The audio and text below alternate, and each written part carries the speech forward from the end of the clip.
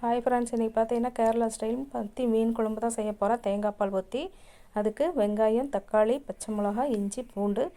இப்போ நம்ம எண்ணெய் ஊற்றி கடுகு போட்டு நல்லா பொரிஞ்சதுக்கப்புறமா ஒரு 10 வெங்காயம், இஞ்சி, பச்சை மிளகா போட்டு தாளிச்சிக்கலாம். முன்னாடி வந்து பார்த்திங்கன்னா இஞ்சி பூண்டு வெங்காயம் வந்து நல்லா பேஸ்ட்டாக அரைச்சி எடுத்துக்கலாம்.